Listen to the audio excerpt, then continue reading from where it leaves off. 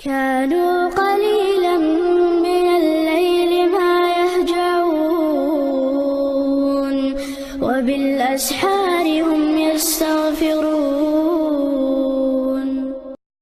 بسم الله الرحمن الرحيم. الحمد لله حمدا كثيرا طيبا مباركا فيه مباركا عليه كما يحب ربنا ويرضى. وأصلي وأسلم على نبينا الكريم محمد وعلى آله وأصحابه ومن تبعهم بإحسان إلى يوم الدين. نعم. ذاك اقرأ رضا، اقرأ حديث. قل اقرأ حديث.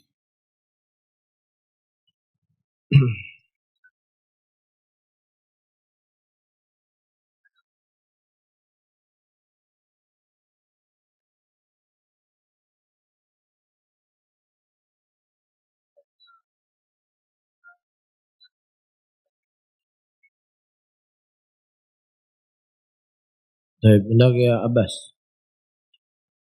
قل اقرأ حديث.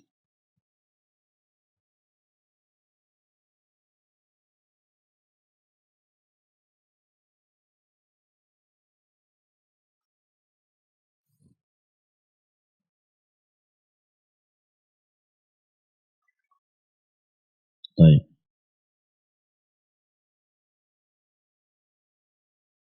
طيب ذاك يا عبد الله، اقرأ حديث.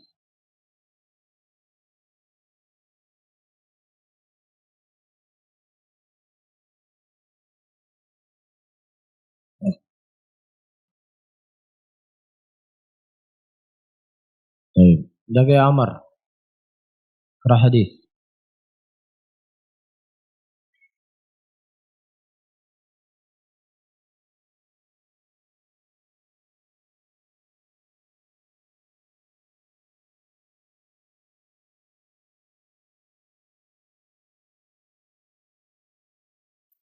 طيب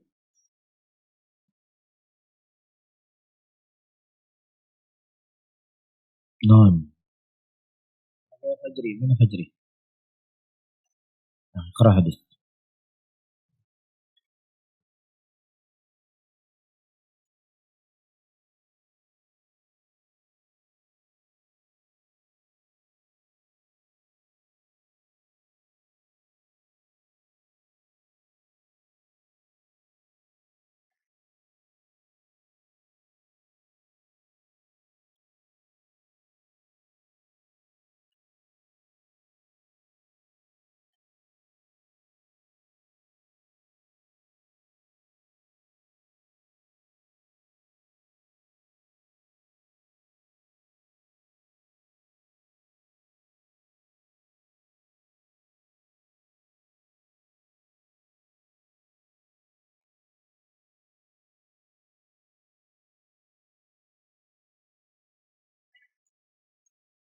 طيب ما شاء الله، جزاك الله خيرا.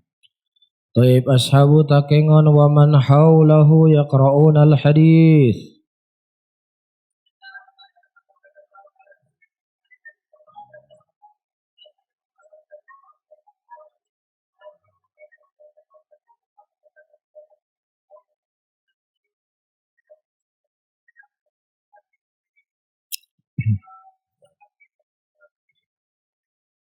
طيب أصحاب Banda Aceh ومن حوله يقرؤون الحديث.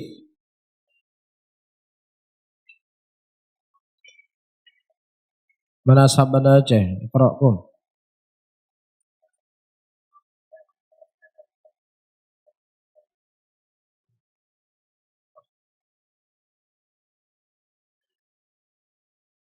طيب أصحاب Sigli ومن حوله يقرؤون الحديث.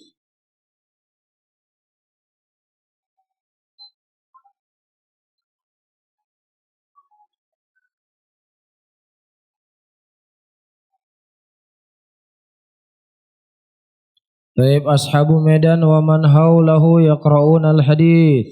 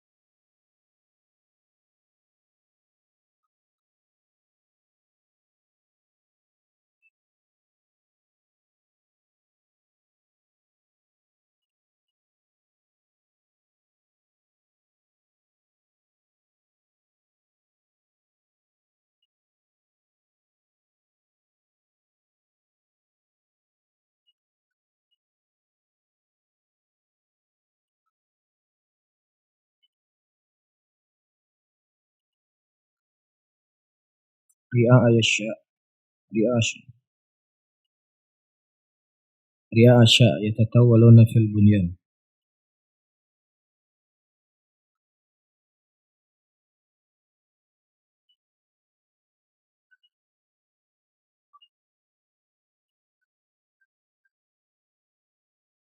طيب ومن لم يقرأ فليقم.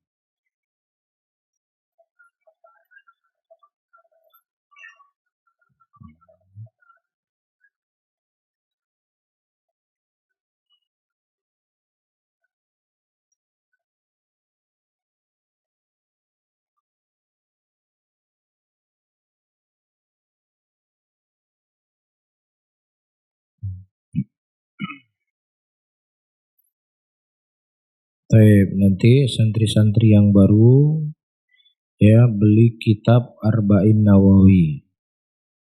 Apa ya yang masuk kelas TD dan yang masuk kelas tahfidz. Setiap pelajaran di malam Kamis itu wajib setoran hadis. Ya. Jadi dalam satu minggu cuman satu hadis yang dihafal. Wajib harus setor hadis. Ya, yang di TD ataukah yang di tahfidz. Ya, jadi ketika saya mengatakan ashabu Takengon, orang Takengon baca hadis. Siapa yang dari Takengon bangun baca hadis. Ya, ketika saya menyebutkan ashab Medan, orang Medan dan sekitarnya bangun baca hadis. Ya, jadi semua pada pertemuan yang akan datang wajib menyetor satu hadis. Ya. Nah, ikhwah-ikhwah yang datang dari luar juga ya ke depan minimal ada satu hadis yang disetor. Sepakat. Sepakat ikhwan yang dari luar. Ya, setiap malam sebulan seminggu sekali satu hadis. Kan enggak banyak kan? Harus ada yang disetor. Ya.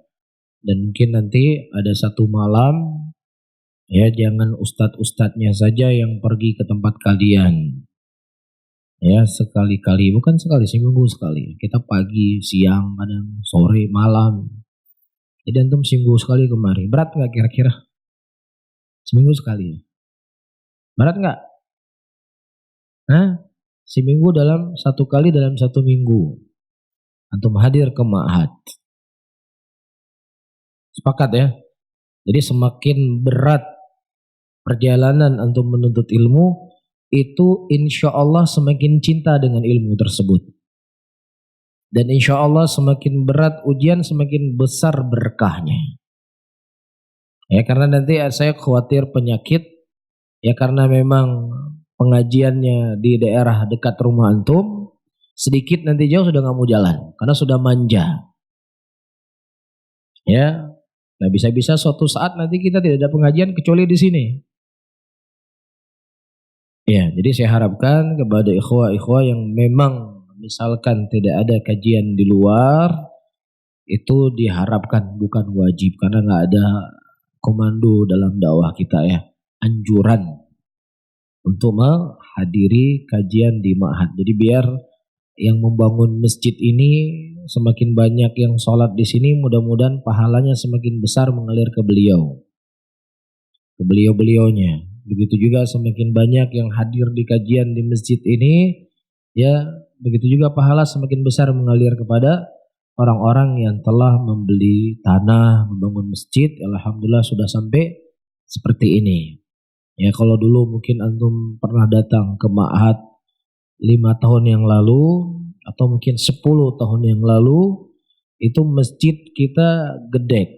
Tahu gedek? Itu terkadang kalau musim hujan itu bocor masuk ke dalam masjid. Ya, terkadang nggak punya biaya untuk membeli gedek yang lain. Ya, jadi kan gedek berapa harganya gedek? 100.000, 200.000. Ketika itu, nah subhanallah.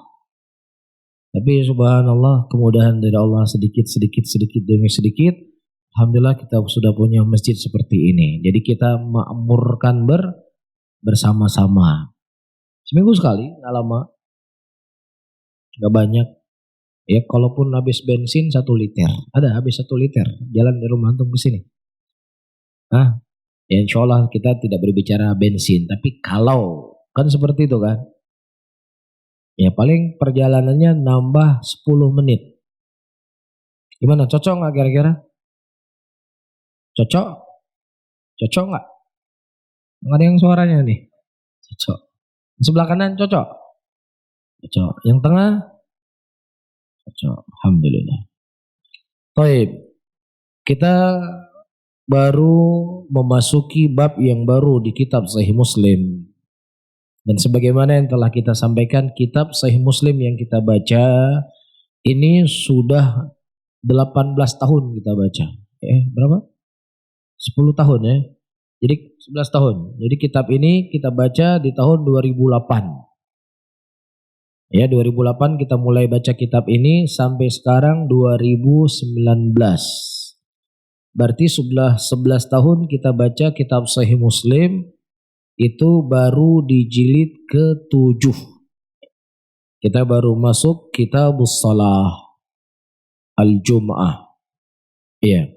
Pada pertemuan yang lalu kita membaca hadis dari Abdullah bin Umar radhiyallahu taala anhu, di mana Rasulullah sallallahu alaihi wasallam mengatakan man jaa minkumul jum'ah falyaghtasil. Barang siapa di antara kalian mendatangi Jumat, maka hendaknya dia mandi. Ya, dan juga disebutkan pada waktu itu Umar bin Khattab radhiyallahu taala anhu sedang berkhutbah. Tiba-tiba datang Utsman bin Affan radhiyallahu taala anhu. Kemudian Umar bin Khattab berkata, "Ayyu sa'atin hadhihi?" Jam segini kamu pergi Jumat. Kata siapa? Kata Umar bin Khattab kepada Utsman bin Affan. Kemudian Utsman bin Affan berkata, "Inni syughiltul yawm." Hari ini wahai Amirul Mukminin saya sibuk, sehingga saya tidak sempat pulang ke rumah ya, dan hanya berwudu saja.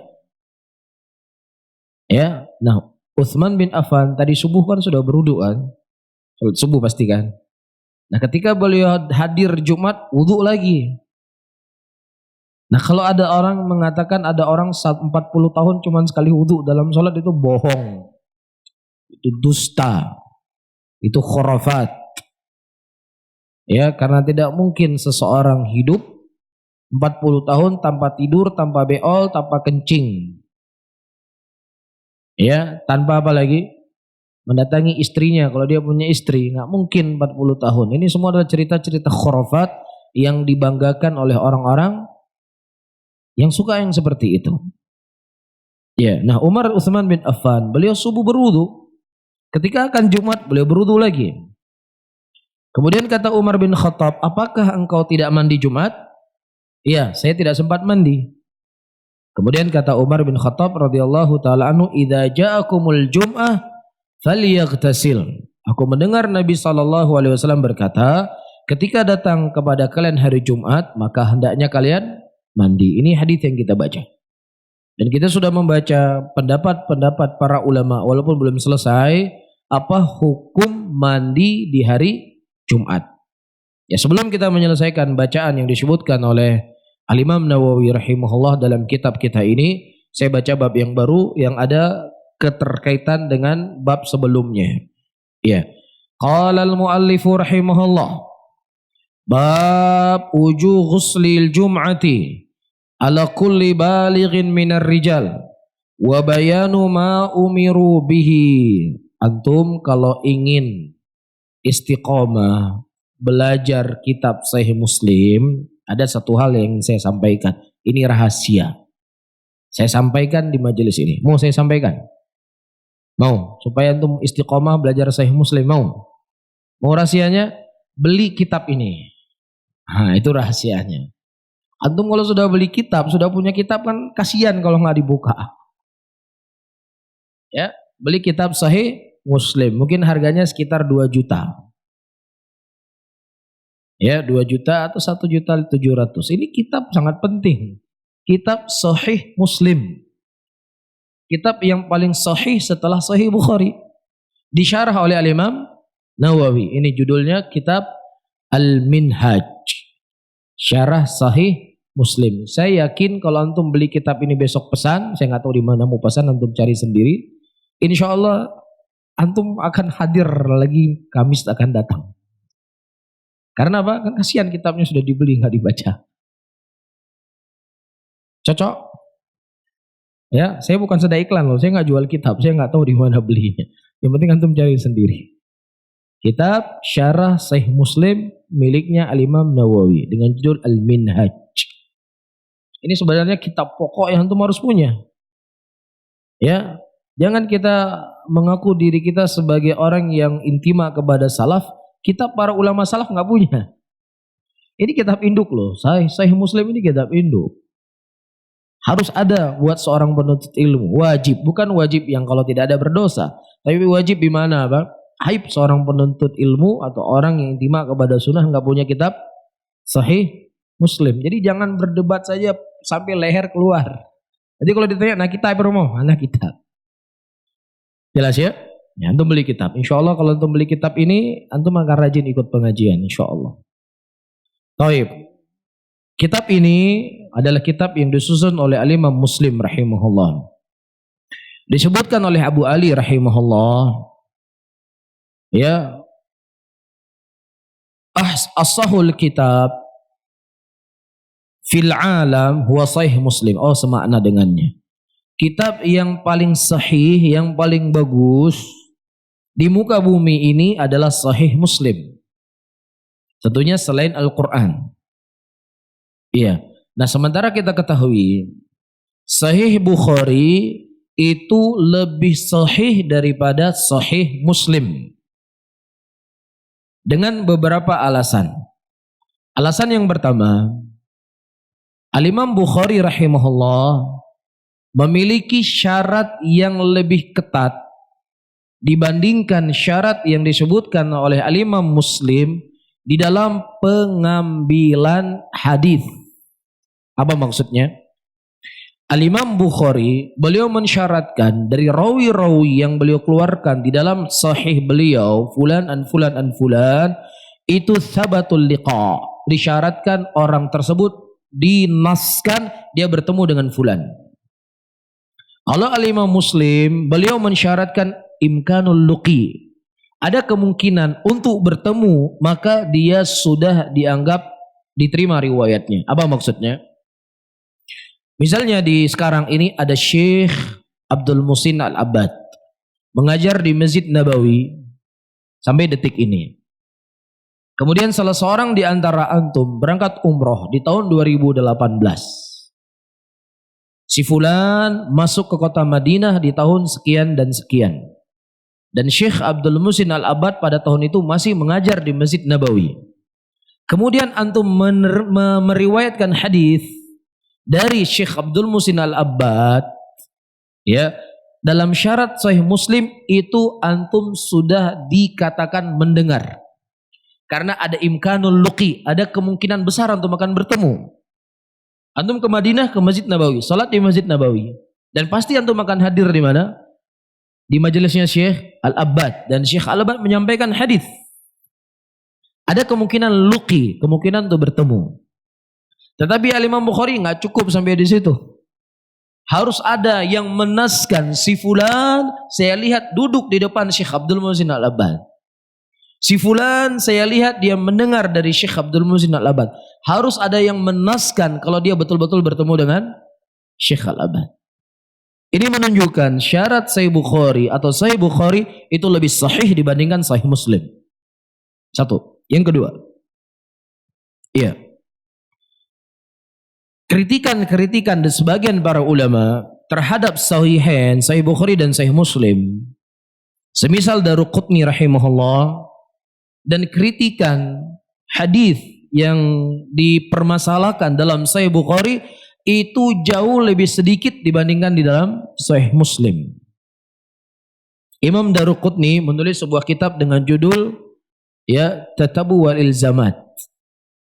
Ya, terkadang beliau mengatakan, Bukhari, kenapa kamu tidak mengeluarkan hadis ini? Kenapa kamu tidak mengeluarkan hadis nih atau dari Al-Imam Hakim atau yang kedua, salah satu di antara keduanya. Kenapa kamu tidak mengeluarkan hadis ini? Sementara dia adalah orang yang thiqah dan sesuai dengan syaratmu. Iya, misalnya Al-Imam Bukhari, beliau tidak mengeluarkan hadis dari Hamad bin Salamah. Sekaliber Hamad bin Salamah nggak dikeluarkan hadis oleh Bukhari karena nggak sesuai syarat Bukhari. Padahal Hamad bin Salamah imam besar. Kecuali ketika Hamad bin Salamah meriwayatkan dari Thabit al-Bunani an Anas bin Malik. Itu pun hanya satu hadis atau dua hadis disebutkan oleh Bukhari. Makanya diaibkan oleh Ibnu Hibban. Ya Bukhari, kenapa Anda tidak mengeluarkan hadis dari Hamad bin Salamah sementara antum mengeluarkan hadis dari Imran bin Hittan? Imran bin Hittan adalah seorang khariji, seorang khawarij. Tetapi hadisnya dikeluarkan oleh Imam Bukhari dalam sahih beliau. Tetapi hadis dari Hamad bin Salamah tidak dikeluarkan oleh Bukhari. Kenapa? Karena Bukhari punya standar yang super ketat untuk mengeluarkan seorang rawi dalam sahih beliau. Bisa difahami ya? Namun dari sisi urutan, ya, dan sisi bagusnya susunan sanad, sahih Muslim lebih bagus dibandingkan dengan sahih Bukhari. Jelas di sini? Susunannya hadatsana fulan, hadatsana fulan. Kalau di Sahih Bukhari banyak pengulangan-pengulangan dibandingkan dengan Sahih Muslim. Ya, dari sisi urutan, susunan sanad, Sahih Muslim jauh lebih baik daripada Sahih Bukhari. Cuman dari sisi kesahihan, Sahih Bukhari jauh lebih sahih dibandingkan Sahih Muslim. Jelas ya? Jadi ini kitab yang sangat penting untuk kita baca. Karena di situ dirangkum kehidupan Nabi kita sallallahu alaihi wasallam dari semenjak beliau diangkat sebagai rasul sampai beliau diwafatkan oleh Allah Subhanahu wa taala, itu ada dalam kitab Sahih Muslim. Oleh karena itu, para ulama-ulama dari zaman dahulu sampai di zaman sekarang itu i'tina, kepedulian yang sangat luar biasa kepada Sahih Bukhari dan Sahih Muslim. Mulai dari yang mensyarah, ya, mulai dari yang mengajarkannya, luar biasa. Al-Hafidz Ibnu Hajar rahimahullah mensyarah kitab Sahih Bukhari dengan judul apa? Fathul Bari. Al-Imam Ibnu Rajab juga mensyarah kitab Sahih Bukhari dengan judul Fathul Bari juga. Ibnu Mulaqqin juga mensyarah kitab Sahih Bukhari. Hampir seluruh para ulama mensyarah Sahih Bukhari. Itina luar biasa, kepedulian luar biasa kepada kitab Sahihain. Sampai-sampai Al-Hafidz Ibnu Hajar rahimahullah menulis sebuah kitab dengan judul Taghliqut Ta'liq. Apa itu kitab Taghliqut Ta'liq? Al-Imam Bukhari rahimahullah menyebutkan di dalam sahih beliau bab kada wa kada. Qala hadatsana fulan, qala Imam Malik rahimahullah. Ya, ada di situ sanad yang terputus dari Al-Imam Bukhari sampai ke Imam Malik. Ada sanad yang terputus dari Al-Imam Bukhari sampai ke Sufyan bin Sa'id Ats-Tsauri. Datang Al-Hafidz Ibnu Hajar menyambung semua sanad tersebut. Sanad-sanad yang tidak bersambung dalam Sahih Bukhari dalam tabwib, ya, dalam judul bab beliau, bukan dalam sahihnya, bukan sanad hadisnya, tapi babnya beliau. Bab beliau. Misalnya Imam Bukhari mengatakan qala Syafi'i rahimahullah kada wa kada misalnya. Ada sanad yang tidak bersambung kepada Syafi'i dinukilkan oleh Al-Hafidz Ibnu Hajar jadi satu kitab 6 jilid. Judul kitab Taghliqut Ta'liq, khusus mengapa? Menyambung sanad dalam judul bab Sahih Bukhari. Ada di antara ulama yang mereka khusus mengambil tarjihat Al-Imam Bukhari dalam sebuah bab. Bukhari menguatkan ini dalam masalah ini. Ya, dalilnya apa? Bukhari mengatakan dalam bab ini begini, dan begini. Jadi i'tina para ulama kepada ilmu hadis terkhusus sahihan itu luar biasa. Nah, kita sebagai seorang penuntut ilmu, orang yang datang belakangan, yang tentunya ingin memuliakan para ulama, kita minimal kita punya kitab mereka di rumah. Capek mereka tuh nulis buku loh. Imam Bukhari berjalan dengan 2000 guru bahkan lebih. Beliau menuntut untuk mendengar hadis dari Nabi SAW. Dalam satu malam terkadang beliau bangun 10 kali lebih. Setiap beliau bangun, beliau menulis apa yang beliau ingat. Tidur lagi, terbangun lagi, menulis lagi. Iya, bukan hal yang sepele yang telah mereka keluarkan. Bahkan disebutkan seperti yang saya sebutkan tadi, Al-Imam Bukhari rahimahullah, pernah suatu hari beliau tidak hadir di majelis gurunya. Iya, kemudian teman-temannya berpikir, kemana Bukhari? Kenapa tidak hadir di majelis? Akhirnya mereka mendatangi Bukhari dan kemudian Imam Bukhari berkata, aku tidak punya harta kecuali bajuku saja. Cuman bajuku harta yang kupunya dan telah aku jual karena aku tidak punya bekal untuk hidup. Tidak punya baju untuk hadir di majelis bukan karena capek, karena malas, karena lelah, tapi nggak punya baju di badannya untuk menuntut ilmu, untuk mendengar hadis dari Nabi SAW. Iya. Nah kita sekarang tinggal apa? Tinggal beli kitabnya, tinggal kita baca. Satu hadis terkadang mereka melakukan perjalanan berbulan-bulan. Satu hadis untuk mendengar satu hadis berjalan dari Irak menuju ke negeri Yaman. Dalam sebuah hadis mereka berjalan dari Baghdad menuju ke Madinah. Terkadang di tengah perjalanan ya datang binatang buas. Ada sebagian mereka meninggal dalam perjalanan. Ada sebagian mereka harus memotong kakinya di tengah perjalanan. Ada di antara mereka membawa pintu. Kalau seandainya kehabisan bekal dia jual pintu. Ada sebagian mereka dia jual atap rumahnya karena nggak punya uang untuk belajar. Dia jual atap rumahnya supaya bisa melanjutkan perjalanan belajar. Perjuangan mereka begitu besar sehingga wajar Allah Subhanahu wa taala mengabadikan mereka di muka bumi ini. Nah kita, saya ulangi kembali, orang-orang yang datang belakangan ini, jangan hanya kita mau siap beli baju 1.200.000, 1.500.000 beli baju. Ya, tapi kita, untuk beli sebuah kitab yang harga 1,5 juta, tunggu apa? Tunggu apa kira-kira? Tunggu dulu lah, kalau ada uang-uang kira-kira memang hatu homeli ya, kalau belum. Ya, di mana kita memuliakan ulama kita? Lelah mereka untuk mengumpulkan hadis. Kita tinggal baca satu hadis. Satu hadis mereka butuh apa? Darah yang harus mereka keluarkan. Ya, jadi mulai hari ini ya, antum ingatkan sama istri di rumah. Ya, jangan hanya koleksi Tupperware. Jangan hanya koleksi pakaian, setiap ada walimahan beli baju baru. Nggak cukup sama baju, tasnya harus matching sama baju, sepatunya harus matching sama baju. Tahu matching? Harus sama. Ini warnanya kayak gini, ini sepatunya cocoknya warna kayak gini. Di rumah nggak ada warna itu, harus beli warna ini. Iya, nah tasnya juga gitu. Ya pergi walimahan, ini tasnya cocoknya warna ini. Di rumah nggak ada warna itu, beli lagi tas. Tetapi kitab kalau antum beli, walaupun terkadang antum tidak bisa membaca, yang gundul, setidaknya anak cucu-cucu antum nanti ke bawah, dia akan paham apa agama kakeknya. Dia lihat ini warisan kakek saya. Kakek saya baca Sahih Bukhari, baca kitab Syekh Muhammad bin Abdul Wahab, Kitab Tauhid, baca Syarah Al-Hafidh Ibnu Hajar. Berarti ya kakek saya ini jalur agamanya. Ya, saya nggak mau beragama dengan orang seperti itu. Karena biasanya cucu-cucu kita ke bawah, dia akan lebih mudah mengikuti siapa? Bagaimana agama kakeknya. Lah kalau kita simpannya Tupperware, tahu apa dia? Hah? Kalau antum cuma simpan baju, ngerti apa anak cucu kita? Di situ dia baca, oh ternyata kakek saya dulu ini akidahnya, ini ajarannya, ini yang dianut sebagai pegangan. Saya ingin beragama seperti agama kakek saya. Berapa banyak faedah yang antum dapatkan dari kecil kitab bisa menjadi sebab hidayah. Iya, nah antum harus semangat. Minimal setiap bulan sudah sisakan uang 2 juta rupiah. Yang punya uang lebih nih ya, beli Sahih Bukhari, bulan depan beli Sahih Muslim, beli Sunan Abu Daud, Sunan Tirmidzi, Sunan Ibnu Majah. Yang nggak punya uang ya beli terjemahan aja, beli kitab tanpa syarah, matannya saja. Yang penting ada matan kutubus sittah di rumah, disusun di rumah.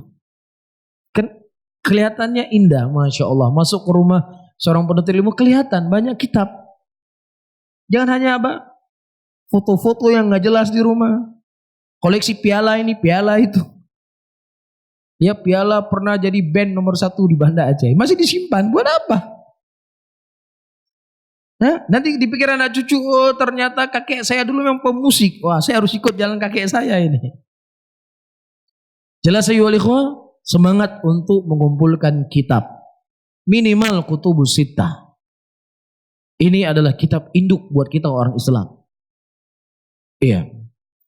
Kemudian Al-Imam Bukhari Muslim rahimahullah, beliau hanya menyebutkan hadis, sanad hadis dan matannya. Adapun judul bab wujubul ghusl Jum'ah, bab wajibnya mandi di hari Jumat dari setiap orang yang balik dari laki-laki, dan penjelasan apa yang diperintahkan untuk mandi di hari Jumat. Bab ini kalau di Sahih Bukhari Imam Bukhari yang menulis. Tetapi dalam Sahih Muslim disebutkan oleh para ulama yang menulis adalah Al-Imam Nawawi atau Ibnu Daqiqil Id. Karena selain Al-Imam Nawawi, Al-Imam Ibnu Daqiqil Id juga mensyarah kitab Sahih Muslim. Ibnu Mulakin juga punya syarah kitab Sahih Muslim. Cuman yang paling masyhur dari semua syuruhat kitab Sahih Muslim adalah Al-Minhaj miliknya Al-Imam An-Nawawi. Dan ini salah satu rujukan kitab Syafi'iyah. Ya, salah satu rujukan kitab Syafi'iyah, sebagaimana antum akan lihat nanti bagaimana Imam Nawawi menukilkan ucapan-ucapan ulama Syafi'iyah dalam masalah fikih.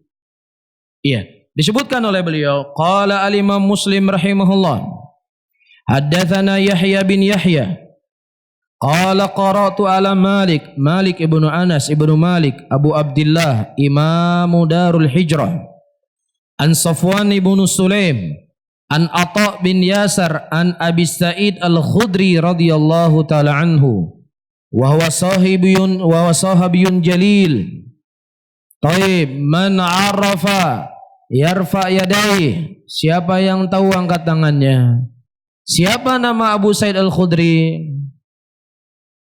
Abu Sa'id Al-Khudri sahabiyun jalil. Siapa nama beliau? 1, 2, 3. Siapa lagi?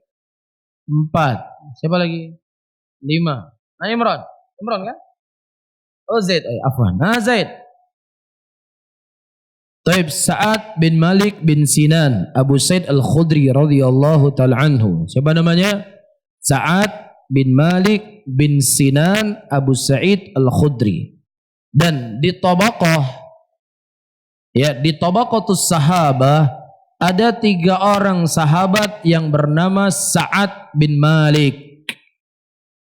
Siapa mereka? 7 tangannya. Jadi kita menyebutkan Abu Sa'id Al-Khudri namanya Sa'ad bin Malik bin Sinan. Nah, di tabaqah Abu Sa'id Al-Khudri ada 3 orang sahabat dengan nama yang sama. Sebutkan siapa namanya? Angkat tangan. Ada yang angkat tangan? Angkat tangan. Kalau tidak angkat tangan tidak diangkat. Nah, Fajri. Siapa? Sa'ad bin Malik bin Sinan, Abu Sa'id Al-Khudri. Yang kedua, Sa'ad bin Sahal. Betul, Sa'ad bin Sahal. Yang ketiga, siapa yang bisa jawab? Mana nih santri-santri lama nih? Nah, Aziz, ada Aziz. Mana Aziz? Siapa sahabat Rasulullah yang bernama Sa'ad bin Malik? Ada 3 orang. Salah satunya Abu Sa'id Al-Khudri. Yang duanya siapa? Nasi tahu? Sa'ad bin Malik bin Abi Waqqas. Taib, Sa'ad bin Malik bin Abi Waqqas. Yang ketiga Walidus Sahal, walidnya Sahal, bapaknya Sahal, Sahal bin Malik, Sahal bin Sa'ad bin Malik bin Sinan radhiyallahu taala anhum ajmain. Ini 3 sahabat Rasulullah yang namanya siapa? Sa'ad bin Malik, Abu Sa'id Al-Khudri, Abu Waqqas, dan walidnya Sahal. Qala al-Imam Muslim rahimahullah. Sudah kita baca ya. An Abi Sa'id Al-Khudri radhiyallahu taala anhu, anna Rasulullah sallallahu alaihi wasallam qala, al-ghuslu yaumal jumu'ati. Kemarin kita menyebutkan al-jumu'ah itu ada 3 lughah. Nah, angkat tangan, siapa yang tahu? Hendak ya Daniel. Al-Jumu'ah dengan di dhammah huruf mim. Tadi pertama Al-Jumu'ah di dhammah huruf mimnya di dhammah. Terus Al-Juma'ah dengan di fathah huruf mimnya, Al-Juma'ah. Yang ketiga disukun mimnya, Al-Jum'ah. Jadi dalam bahasa Arab ya, Al-Jum'at, kalau bahasa kita kan Jumat. Tapi dalam bahasa Arab itu bisa di fathah mimnya, Al-Juma'ah, bisa di dhammah mimnya, Al-Jumu'ah, dan bisa disukun mimnya, Al-Jum'ah. Dan tiga-tiganya adalah bahasa yang benar. Iya. Rasulullah mengatakan mandi di hari Jumat adalah wajib bagi setiap muhtalim. Bagi setiap orang yang balik, wajib hukumnya. Qala al-Imam Muslim rahimahullah wa haddatsani Harun bin Said al-Aili wa Ahmad ibn Isa qala haddatsana Ibnu Wahab akhbarani Amr an Ubaidillah ibn Abi Ja'far anna Muhammad bin Ja'far haddatha an Urwah ibn Zubair an Aisyata radhiyallahu taala anhu. Baik. Siapa yang mau angkat tangan sebelum saya sebut soal? Fajri, selain Fajri. Selain yang belum jawab tadi, tunjuk tangan.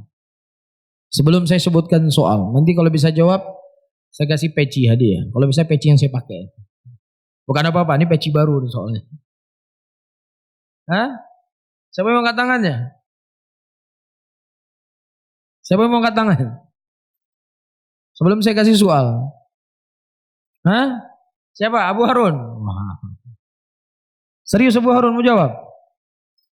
Serius mau jawab? 6. Siapa yang lebih afdal? Aisyah binti Abi Bakrin dengan Aisyah binti Utsman binti Abdullah bin Utsman. Ya. Siapa lebih afdal? Hah? Abdullah bin Utsman ya. Aisyah binti Abdullah bin Utsman dengan Aisyah binti Abi Bakar. Aisyah binti Abi Bakar lebih afdal. Seperti itu. Kenapa beliau lebih afdal? Karena istrinya Rasulullah sallallahu alaihi wasallam. Betul atau salah? Hah? Betul atau salah? Soalnya yang salah. Soal yang betul? Apa soal yang betul, Fajri? Hah? Nah, huwahu. Hi. Dia adalah dia. Aisyah binti Abi Bakar itu sama dengan Aisyah binti Abdullah bin Utsman. Karena Abu Bakar As-Siddiq namanya siapa? Abdullah bin Utsman. Jadi Aisyah binti Abi Bakar itu sama dengan Aisyah binti Abdullah ibni Utsman. Karena Abu Bakar itu namanya. Syekhuna Syekh Muqbil rahimahullah, dari orang-orang yang hadir di majelis beliau rahimahullah, ayyuhal ikhwah rahimani wa rahimakumullah, ya, itu selalu orang rindu hadir di majelis beliau. Majelis beliau selalu hidup. Tidak ada tegangnya. Pokoknya majelis beliau selalu hidup ramai. Terkadang Syekh Muqbil bertanya tentang ilalul hadis. Ilal hadis adalah pelajaran yang paling sulit. Beliau baca hadis fulan dan fulan dan fulan. Hadis ini dan ini dari Rasulullah. Ya, apa hukum hadis ini? Kalau disebut dhaif, kalau itu dhaif, siapa ilahnya? Apa penyebab kedhaifannya? Jadi ada satu soal beranak pinak di bawahnya. Saya ingat sekali duduk hadir di majelis Syekhuna Syekh Abdurrahman Al-Adani. Syekh Abdurrahman Al-Adani lewat hadis seperti ini. Aisyah radhiyallahu taala anha. Soal pertama, beliau bertanya, siapa saja nama istri-istri Nabi sallallahu alaihi wasallam? Banyak tunjuk tangan. Fulana, fulan, semua bisa. Soal yang kedua, siapa di antara istri Rasulullah yang paling dekat kerabatnya dengan Rasulullah? Nah, itu sudah mulai pikir banyak. Iya. Oh, fulan bin fulan. Di mana dia bertemu dengan Rasul? Sebutkan nasab Rasulullah, sebutkan nasab istrinya, di mana dia ketemu. Itu majelisnya ahlul hadis. Ya, majelisnya para imam, para ulama. Ya, kalau antum duduk di majelis ulama, subhanallah. Ya, akan nampak bodohnya kita. Di situ akan nampak, oh ternyata saya pikir udah mantap kali. Padahal nggak ada apa-apanya, majelis ulama. Ya, mereka berbicara ilalul hadis. Ya, berbicara tentang rawi terkadang 5 menit, 10 menit seorang rawi. Fulan, bapaknya fulan, yang meriwayatkan dari fulan. Yang gurunya fulan dan fulan. Dia meninggal tahun sekian, hidup tahun sekian, belajar dengan si fulan tahun sekian, dihafal oleh para ulama kita. Ya, jadi Syekh Muqbil ketika beliau bertanya tentang ilalul hadis, ini orang guru-guru besar nih yang bisa jawab, nggak sembarangan. Setelah ditanya soal-soal yang berat, Syekh bertanya, Ja'a Zaidun, apa i'rabnya? Ja'a Zaidun. Ja'a Zaidun kan pelajaran orang yang baru belajar. Ja'a fi'lun madhi, mabniyun 'alal fathi, la mahalu minal i'rab. Zaidun fa'ilun marfu'un wa la maramati rafi dhamma adhara ala akhiri. Enggak ada yang mengangkat tangan. Kenapa? Jangan-jangan ini soal jebakan ini. Jangan-jangan soal, enggak ada yang mau jawab, padahal semua tahu. Karena tadi Syekh tanya soal-soal yang sulit semua. Jangan-jangan ada soal jebakan sama Syekh di sini. Enggak ada yang bisa jawab. Ya, begitulah hidupnya. Ayyuhal ikhwah rahimani wa rahimakumullah, majelis masyayikh kami dan guru kami di negeri Yaman, dan mungkin antum tidak dapatkan dimanapun. Antum tidak dapatkan dimanapun. Walaupun di Arab Saudi. Kita bukan mengatakan tidak baik di Arab Saudi, di kampus itu belajarannya apa? Pelajaran sekolah, mahasiswa. Tapi di majelis masyayikh Yaman, begitu juga murid-murid Syekh Muqbil, Syekh Muhammad Al-Imam, ya itu hidup majelis mereka. Hadis fulan dan fulan, siapa riwayatnya? Siapa yang mengeluarkannya? Sebutkan sanadnya. Kalau itu hadis dhaif, siapa yang mendhaifkannya? Ya. Kita paling cuma tahu hadis lafadznya, ditanya sahabatnya sudah lupa. Tapi ulama menghafal. Ya, antum bayangkan ulama yang hidup di zaman sekarang demikian, gimana hidup di zaman Al-Imam Bukhari? Gimana hidup di zaman Imam Muslim? Sampai-sampai Syekh Muqbil berkata, kalau seandainya kita hidup di zaman ulama salaf, kata beliau, lakunna minal matrukin, kita termasuk orang yang enggak diterima hadisnya. Kita dianggap sebagai orang yang maudhu hadis, enggak cocok. Itu Syekh Muqbil. Lah kalau Syekh Muqbil berkata demikian, gimana kita? Kalau kita hidup di zaman salaf gimana kira-kira? Lakunna minal matrukin. Al-Imam Bukhari rahimahullah, ayyuhal ikhwah rahimani wa rahimakumullah, pernah diuji. Datang orang menguji Al-Imam Bukhari. Dia membawa 10 hadis dari Al-Imam Bukhari dengan sanad yang diubah-ubah. Ya, sanad hadis ini dibawa ke sana, hadis ini dibawa ke sana. Dibacakan 10 sanad hadis. Kata Imam Bukhari, ini bukan hadis saya, yang benar hadis saya fulan dan fulan dan fulan dan fulan, dan ini sanadnya. Dan ini matannya. Kamu tidak membawa hadis saya yang benar fulan dan fulan dan fulan dan fulan, dan ini sanad yang benar. Disambung semua 10-nya. Kita enggak mampu. Kita enggak bakal mampu. Ya, dia tahu hadis ini dari Nabi SAW, si fulan mendengar dari 10 gurunya. Dan di antara 10 gurunya ada lafaz yang berbeda-beda. Dalam guru ini lafaz nih, dalam guru ini lafaznya begini, dalam guru ini lafaz. Hafal dia. Jadi dari 10 sanad hadis, yaitu dihafal berapa hadis yang diriwayatkan dari guru ini dan apa lafaznya. Bisa difahami ya? Ini menunjukkan kehebatannya Islam. Kehebatan penjagaan Allah Rabbul Alamin kepada ilmu yang terwariskan dari Nabi kita Muhammad sallallahu alaihi wasallam. Baik, saya baca sedikit lagi. Qala Imam Muslim rahimahullah, haddatsana Harun bin Said Al-Aili, haddatsana wa Ahmad ibn Isa. Qala haddatsana Ibnu Wahab akhbarani Amr an Ubaidillah ibn Abi Ja'far anna Muhammad bin Ja'far haddatha an Urwah ibn Zubair an Aisyah anha qalat kana an-nasu yatanabuna al-jum'ata fi min manazilihim min al-awali fayatuna fil aba' wa yusibuhumul ghubar fatakhruju minhumur rih fa'ata Rasulullah sallallahu alaihi wasallam insanun minhum wa wa indi faqala Rasulullah law annakum tahartum liyaumikum hadha.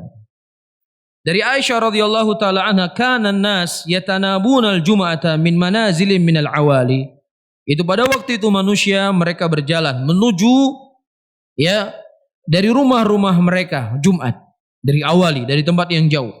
Fayatuna fil aba, mereka datang seperti dalam perjalanan banyak debu, banyak angin, sehingga mengotori baju mereka dari debu-debu tersebut.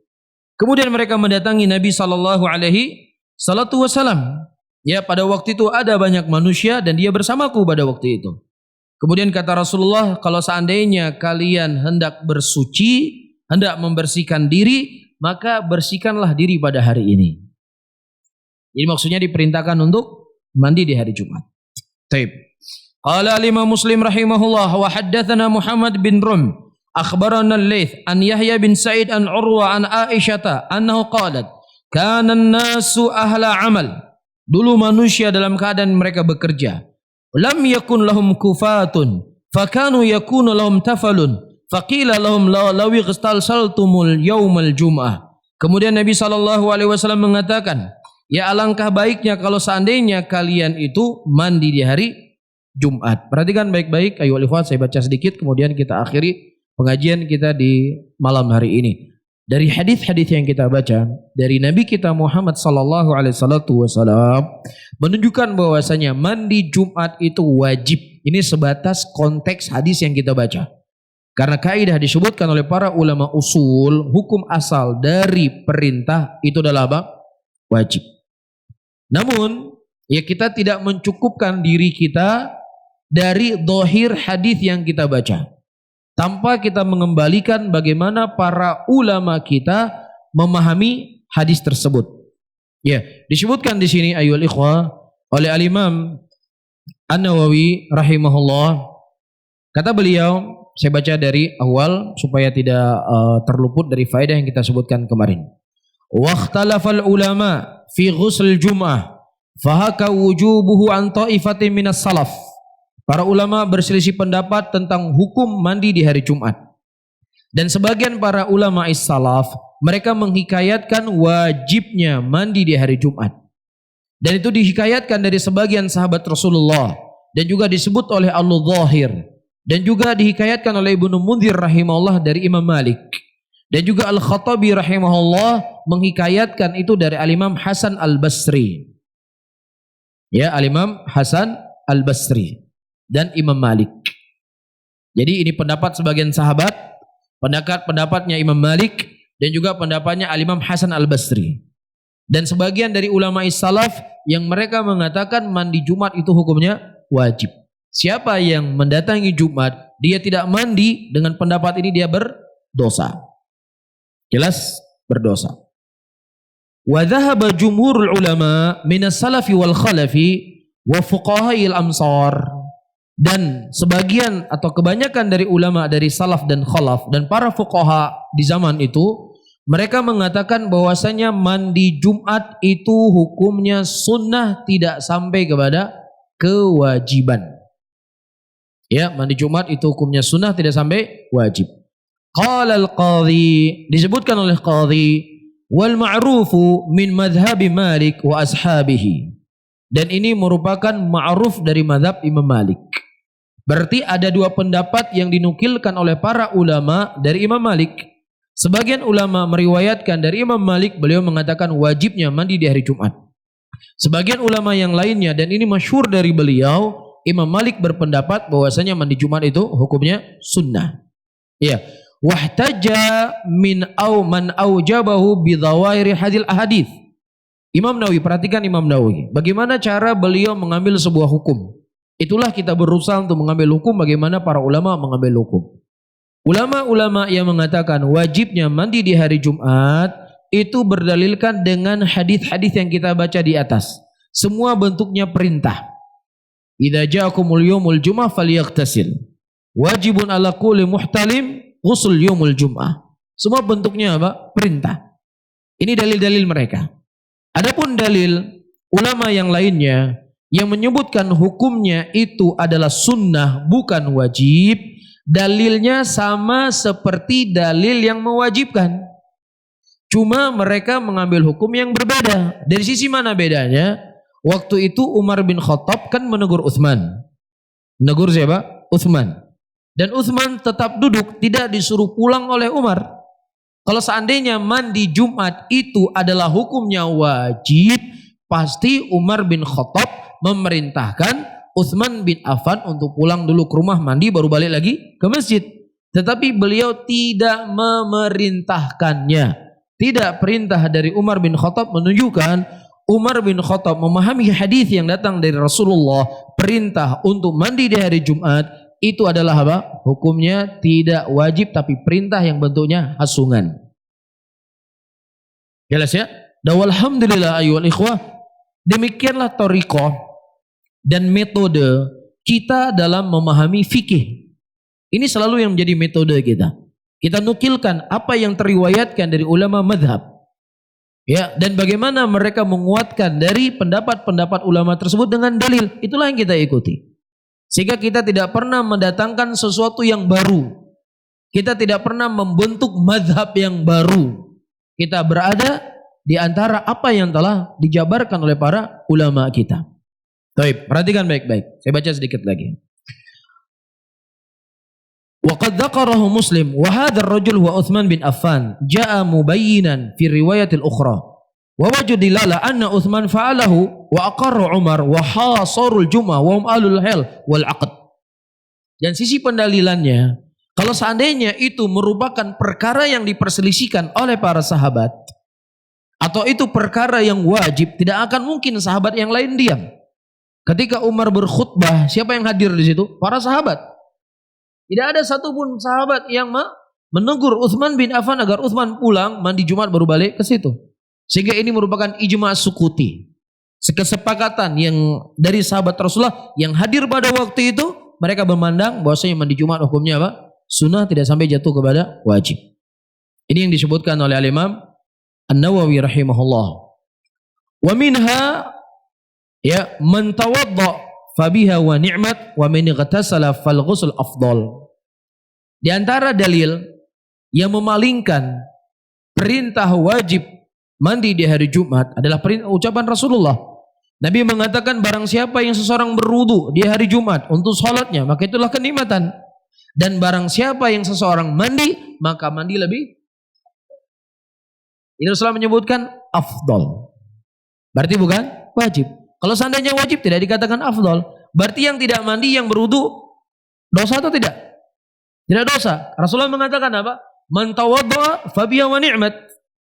Siapa yang dia berwudu tidak mandi, maka itu kenikmatan bagi dia. Kalau seandainya itu perkara yang haram, mungkin enggak Rasulullah mengatakan nikmat? Tidak mungkin.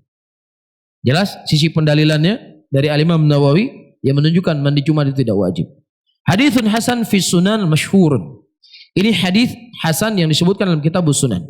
Wa fihi dalilun ala annahu laisa biwajibin. Ini dalil menunjukkan mandi Jumat itu tidak wajib, kata Imam Nawawi.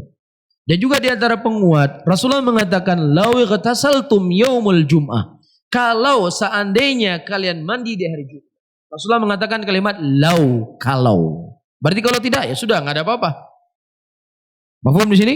Tidak ada apa-apa. Baik. Anna laysa biwajibin. Ini menunjukkan tidak wajib. Lianna takdirahu lakana afdal wa akmal. Jadi maksudnya yang mandi hari Jumat itu lebih baik, lebih afdal. Nah, bagaimana para ulama menjawab ucapan Nabi wajibun? Ini masalah nih buat kita. Jadi kita menguatkan mandi Jumat hukumnya apa? Sunnah kan? Sepakat dengan Imam Nawawi, mandi Jumat hukumnya sunnah. Nah, bagaimana dengan lafaz hadis wajibun kata Rasulullah? Bagaimana para ulama menjawab ucapan Nabi tersebut? Insya Allah ini akan kita akhirkan pada pertemuan yang akan datang. Bisa difahami? Namun sampai detik ini kita mengambil pendapatnya siapa? Al-Imam Nawawi. Dalam mazhab Syafi'iyah mandi Jumat wajib atau tidak? Tidak wajib. Nah, maksud tidak wajib apakah kita harus mandi? Ya tetap juga mandi, mengamalkan sunnah Rasulullah. Terlebih ketika antum bekerja dengan pekerjaan yang berat yang mengeluarkan keringat.